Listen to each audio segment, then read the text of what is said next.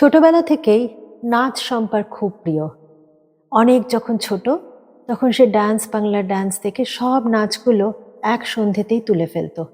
ওর মা খুব অবাক হতেন মেয়ের এই গুণ দেখে। পাড়ার নাচের স্কুলে ভর্তি হলো শম্পা এবং উচ্ছ্বসিত প্রশংসা পেত সেখানকার টিচারদের থেকে।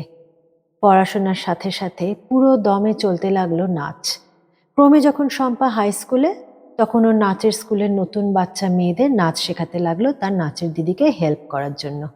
ভালোবেসেই করতো এটা, কিন্তু স্বপ্ন দেখতো কোনোদিন তারও নিজের একটা নাচের স্কুল হবে। পড়াশোনা শেষ হলো, এমএ পাশ করলো শম্পা। একদিন নাচের স্কুলেরই একটা প্রোগ্রামে তার হবু শাশুড়ির তাকে দেখে খুব পছন্দ হয়েছিল। তারপর প্রস্তাব এলো তার বাড়িতে এবং তার কিছু মাসের মধ্যেই বিয়ে স্থির হলো। শম্পা কিন্তু একদমই চায়নি এখনই তার বিয়ে হোক। তার স্বপ্ন পূরণের কাজ যে এখনো শুরুই হলো না।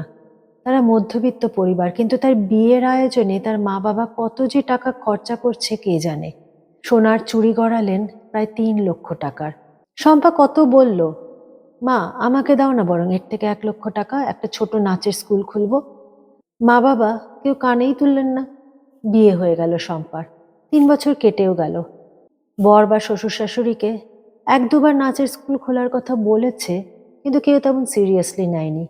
গান শেখালে তবু ঠিক ছিল, কিন্তু বাড়ির বউ এখন নাচ করবে কি, ওসব বাদ দাও বলে তারা উড়িয়েই দিয়েছে শম্পার কথা। কিন্তু আমার নাচ দেখেই তো আপনাদের আমাকে ভালো লেগেছিল। শাশুড়ি কটমট করে তাকালেন। শম্পাও আর কিছু বলে কথা বাড়ালো না। সে এখন চুড়িরূপী সোনার শিকল পরে সুগৃহিণী হওয়ার আপ্রাণ চেষ্টা করে যাচ্ছে।